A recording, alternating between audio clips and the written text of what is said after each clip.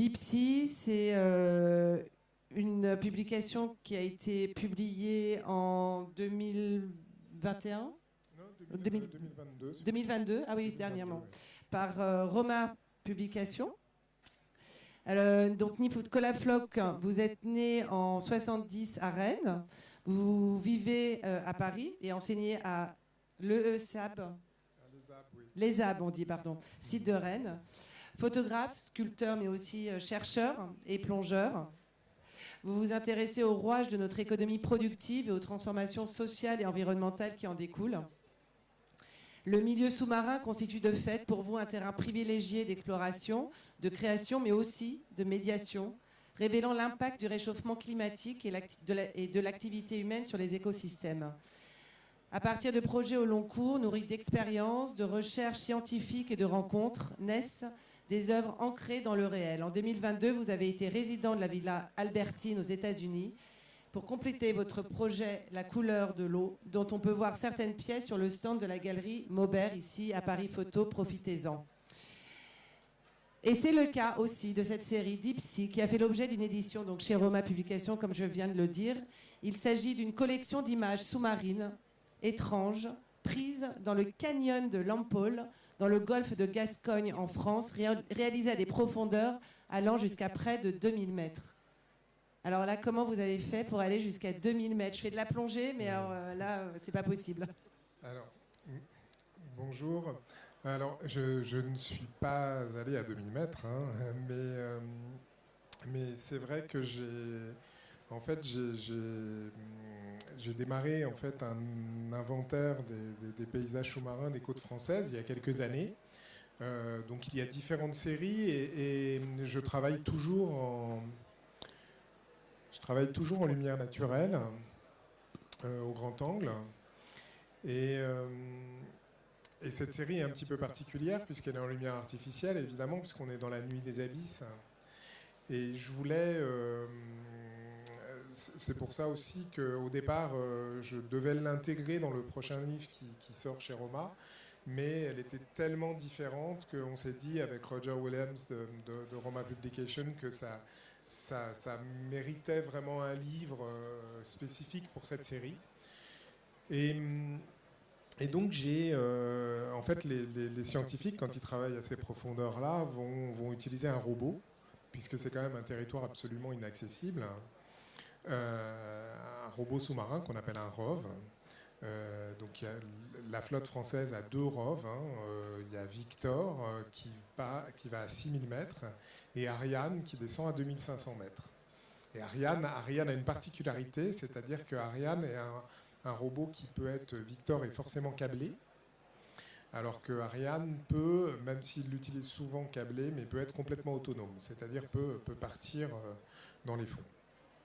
Donc en fait, ce robot a des phares et éclaire le fond. Et ils vont utiliser une caméra pour diriger le robot qui filme cet environnement. Donc là, qui a un angle relativement large, mais l'appareil photographique qu'utilisent les scientifiques a une focale relativement serrée, puisque ce qui les intéresse, c'est le détail. La question du paysage, alors on en parlera peut-être tout à l'heure, parce que la question moi je travaille sur ce sujet justement, la représentation du milieu marin et du paysage dans cet environnement. Mais le paysage n'est pas un sujet, alors c'est vrai à des petites profondeurs, mais c'est vrai de la même manière dans les grandes profondeurs. Donc les vues en fait, panoramiques des paysages on peut les voir dans des vidéos parfois, mais il n'y a pas d'image fixe.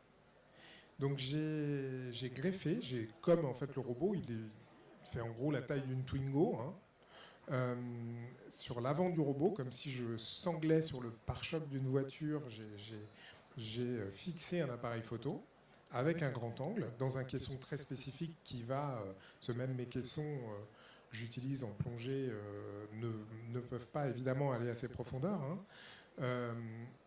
Donc j'ai fixé ce caisson sur l'avant du robot qui va pouvoir photographier tout ce que le robot éclaire. Oui, ça se déclenche. Je l'ai automatisé. Je l'ai automatisé et ça il se déclenchait régulièrement pour que je puisse quelque part enregistrer tout ce que le robot allait voir. Et j'ai pu faire 11 plongées. Donc dans ce canyon de l'Ampol, entre 700 et 1800 mètres de fond. Et j'ai sélectionné une quarantaine d'images. C'est comme des accidents quelque part aussi. Enfin, c'est des prises de vue un peu. Je dirais que c'est toute la question de la prise de vue sous l'eau, et même pas aléatoire, parce que je dirais c'est tout le travail que je fais, c'est justement montrer ce qui s'étend sur la surface. Alors sous la surface. Alors quand je vais plonger, bien sûr, je vais beaucoup plus choisir l'image que je fais, mais par exemple, si je prends l'exemple des Calanques, dans le parc des Calanques, ce qui a fait l'objet d'un livre chez Roma Publication aussi qui s'appelle Invisible, j'ai longé les 160 km du parc à La Palme. J'ai fait des plongées donc entre 0 et 30 mètres, enfin les photographies entre 0 et 30 mètres. Il y a l'essentiel en apnée, quelques plongées en bouteille. Et là, j'ai fait quasiment une photo tous les 10 mètres. C'est-à-dire c'est quasiment un relevé de ce paysage. Là-dedans, j'en ai sélectionné, il y a 200 images à peu près dans Invisible, où j'ai essayé de raconter ce trait de côte. Mais c'est vraiment le fait d'enregistrer un territoire. Alors pour le parc des Calanques, la continuité pour moi était importante.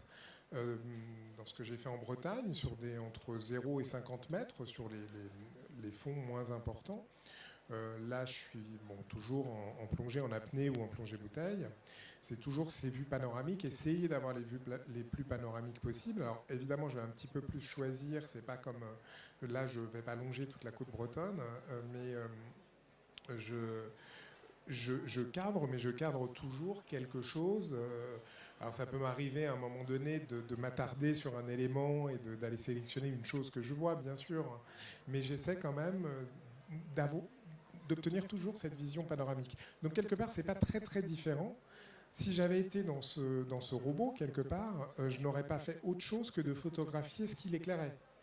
Donc c'est vrai que la sélection, je ne le fais pas au moment du déclenchement, je le fais a posteriori, mais pour moi, on n'est pas dans un rapport de hasard, c'est plus une projection de ce que je peux enregistrer dans une situation donnée. Je comprends. Vous évoquez souvent la notion d'exploration artistique reprise par Michel Poivert dans le texte qui accompagne le livre. Pouvez-vous nous parler de cette alchimie que vous recherchez entre iconographie scientifique et projet poétique ? Alors, déjà, je pense que mon iconographie, elle n'est pas scientifique. Elle peut être utile à des scientifiques. Parce qu'en fait, la manière dont les scientifiques vont prendre des images sous l'eau, la plupart du temps, pourquoi il n'y a pas de vue panoramique ? Parce qu'ils ont besoin de mesurer ce qu'il y a dans une image.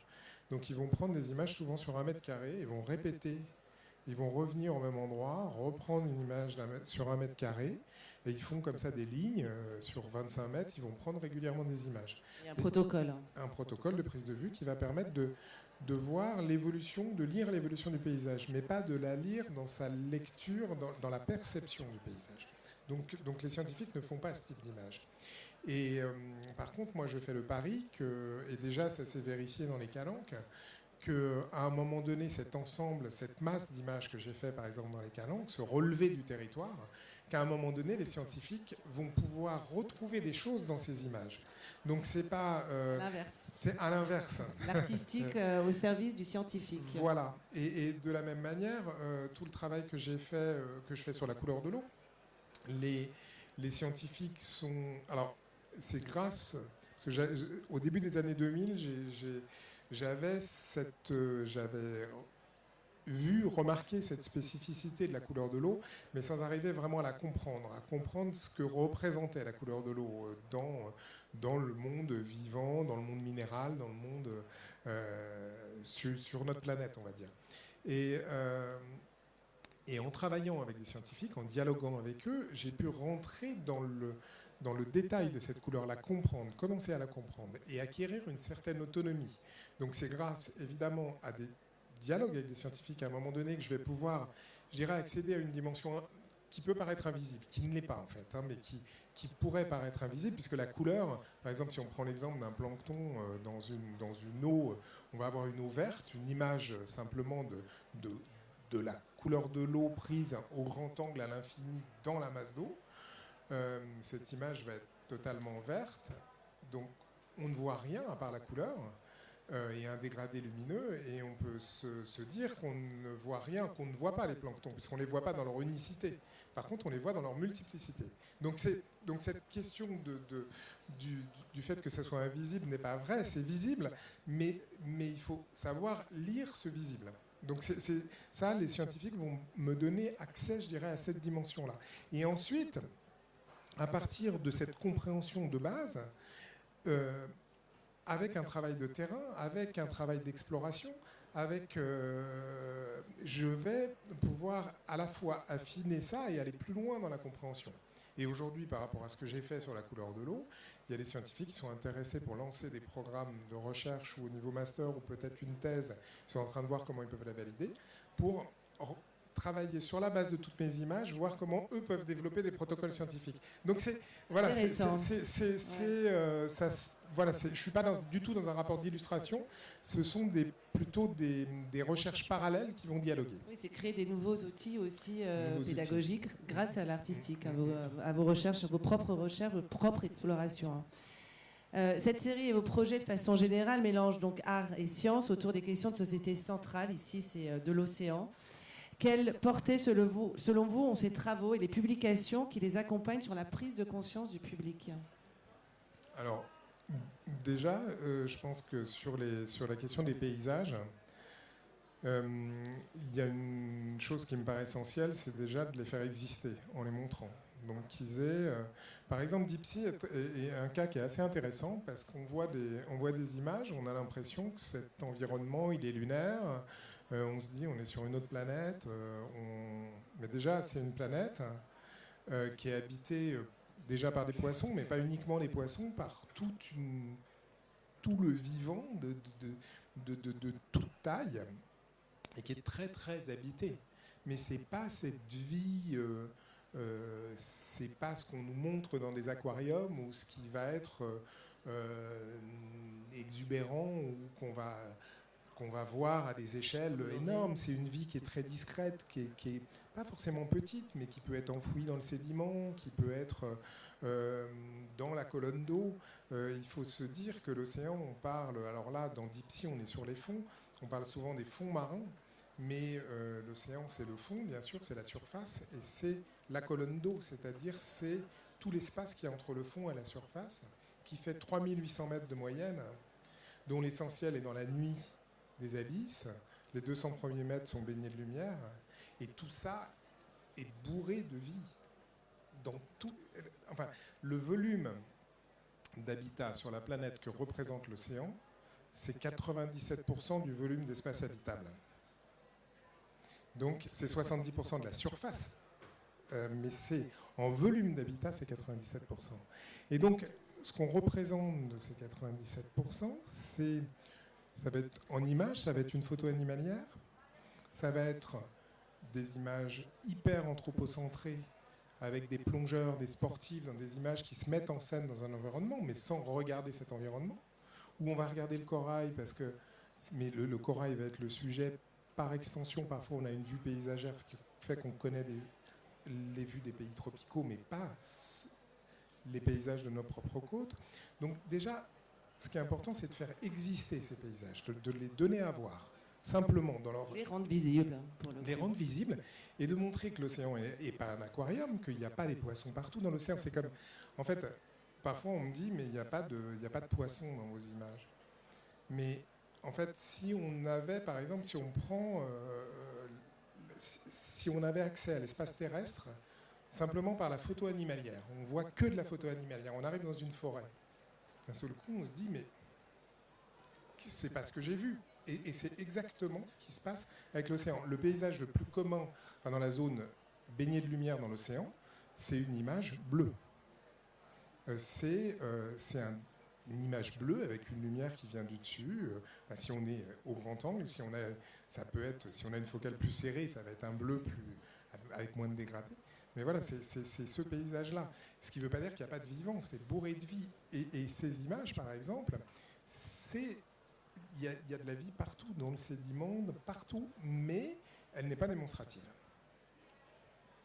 Et évidemment, on pourra en parler encore des heures, je pense. Où vous emmènera votre prochain projet maritime? Est-ce que vous pouvez partager un peu ça avec nous? Alors, en fait, oui, je travaille toute l'année prochaine sur un projet qui s'appelle Fleuve Océan, donc sur le Rhône. Donc, j'ai fait une première étape là, dans le cadre de la Villa Albertine aux États-Unis, sur le Mississippi. Et en fait, je travaille là sur les relations, puisqu'en fait, tout le travail que je fais, je dirais que les séries sur les paysages sont des morceaux de ce tout.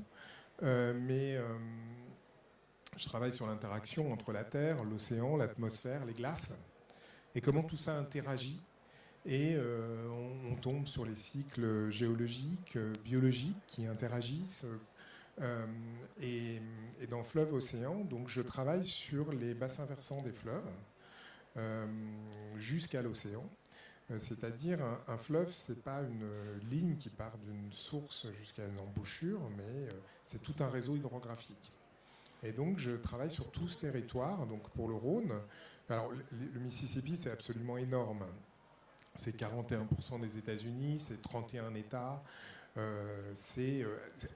D'où l'intérêt, je dirais, quelque part de le faire, parce que c'est un grand bassin versant sur un bassin industriel important, un bassin agricole important, une grande zone urbaine qui mène quelque part à une des plus grandes, ce qu'on appelle dead zone, zone morte dans l'océan, au monde, puisque c'est toutes les activités humaines qui vont normalement, la Terre vient nourrir l'océan, mais dans ce cas-là, la Terre vient nourrir, mais déséquilibrer en même temps l'océan.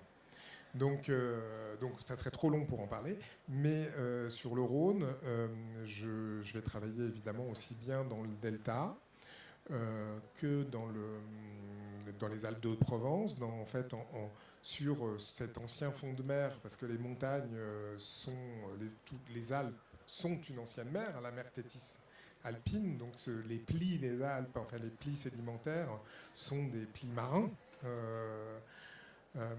Et qui retourne doucement à la mer, justement. Donc je travaille sur on va dire, sur ce parcours des montagnes qui vont à la mer et qui interagissent avec le vivant. Bon, on a hâte de voir ça. 2023 24. Ok. Merci beaucoup, Nicolas. Est-ce que vous avez des questions pour le projet? Non. Bon, écoutez, on va en rester là pour l'instant. Merci. Merci. Et à bientôt.